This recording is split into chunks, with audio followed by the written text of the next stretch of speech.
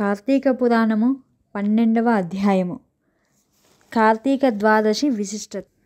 వశిష్ఠుడు, జనక మహారాజా, కార్తీక మాసంలో చేయవలసిన విధులు, వాటి గొప్పతనాలు, ఆరాధనలు, ఉత్సవాలు, దాన ధర్మాలు అత్యంత గొప్పనివని వివరించాను. ఈ నెలలో రోజులన్నీ ఒక రోజుని మించి మరొకటి చాలా గొప్పవి. ఈ మాసంలో సోమ మంగళవారాలు చక్కటి ఫలితాన్ని ఇస్తాయి. కార్తీక శని త్రయోదశి మంగళవారాల కంటే మిక్కిలి ఫలప్రదము.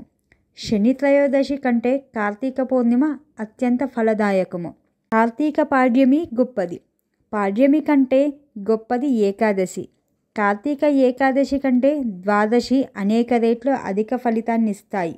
బహుళ ఏకాదశి రోజున ఉపవాసం ఉండి కార్తీక ద్వాదశి పారాయణం చేయడం వలన అనేక బ్రాహ్మణ సమారాధనలు చేసిన ఫలితం కలిగిస్తుంది. అంతేకాక గంగానది ఒడ్డున గ్రహణము వచ్చిన రోజు అనేక వేల మంది బ్రాహ్మణులకు సంతర్పణ చేసిన ఫలితం కూడా సిద్ధిస్తుంది. పుణ్యప్రదమైన తిథులలో చేసే సంతర్పణలన్నిటికంటే ద్వాదశి నాడు చేసే సంతర్పణలు ఇచ్చే ఫలితము అనంతము.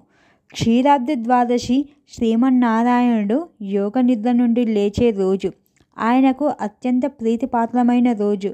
ఆ రోజు కనీసం ఒక్క బ్రాహ్మణునికైనా అన్నదానం చేస్తే విష్ణు సాయుధ్యం కలుగుతుంది. ఆ రోజున గోదానం చేస్తే ఆ గోవు శరీరంపై ఎన్ని రోమాలుంటాయో అన్ని సంవత్సరాల కాలం స్వర్గాధిపత్యం లభిస్తుంది. ఆ ద్వాదశి రోజున వస్త్రదానం చేసిన, దీపదానం చేసిన జన్మ జన్మాంతరాలలోని పాపాలు నశిస్తాయి. దక్షిణ తాంబూలాలతో కలిపి యజ్ఞోపవీతాన్ని దానం చేస్తే ఇహపరలోకంలో సుఖాలు లభిస్తాయి. తులసిని కానీ సాలగ్రామాన్ని కానీ దానం చేస్తే 4 సముద్రాల చేత చుట్టబడిన భూమినంతటిని దానం చేసిన సత్ఫలితం కలుగుతుంది. రాజర్షి, దీనికి సంబంధించిన ఒక ఇతిహాసాన్ని వినిపిస్తాను, సావధాన మనసుతో విను.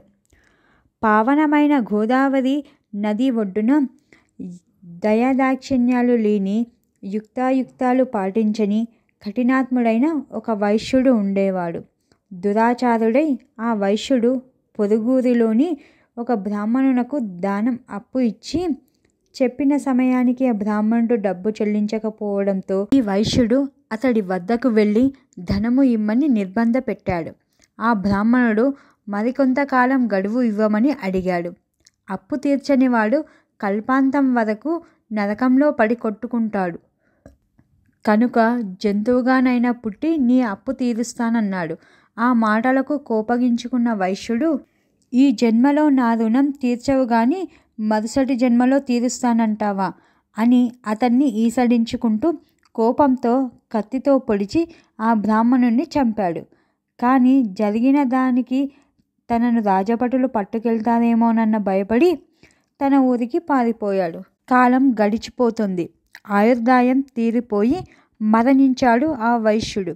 యమభటులు వచ్చి ఆ వైశ్యుణ్ణి తీసుకుని వెళ్ళి నరక కూపంలో పడివేసి చిత్రహింసలు పెడుతున్నారు. కఠినాత్ముడైన వైశ్యుడికి ధర్మవీరుడనే దయామయుడైన కుమారుడు ఉన్నాడు. ధర్మవీరుడు తండ్రి వలె కాక దాన ధర్మాలు చేస్తూ బీద సాధులను ఆదరిస్తూ మంచి పేరు తెచ్చుకున్నాడు. త్రిలోక సంచారం చేస్తున్న నారదుడు ఒకరోజు ధర్మవీరుని గ్రామానికి వచ్చి అతడి ఇంటికి వచ్చాడు. ధర్మవీరుడు నారదునకు నమస్కరించి, మునిచంద్ర, మీ రాకతో నా జన్మ పావనమైనది. నేను చేసే సత్కార్యాన్ని స్వీకరించి నన్ను అనుగ్రహించండి అంటూ ప్రార్థించాడు. నారదుడు ఆ వైశ్యపుత్రునితో, ఓ ధర్మవీర, నువ్వు పేరుకి తగిన పేరు ప్రతిష్టను సంపాదించావని, పరమ దయానిధివని విన్నాను. నీకు ఒక హితవు చెప్పాలనిపించి వచ్చాను. నీ తండ్రి నరకంలో యమయాతనలను అనుభవిస్తున్నాడు. అతడికి ఉత్తమ గతులను కలిగించవలసిన పుత్రుడవు నీవే కదా అన్నాడు.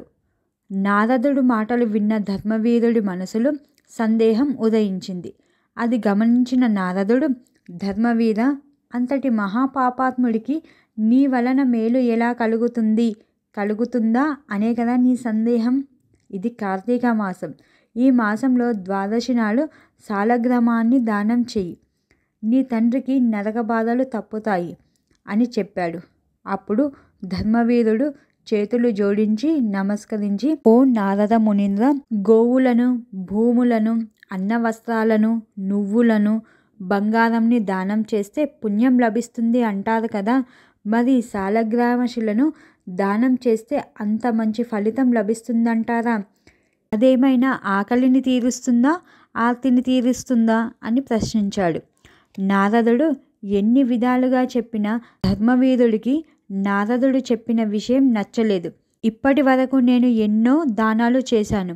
వాటిలో దేని వలన నా తండ్రి బాధలు తొలగిపోలేదు.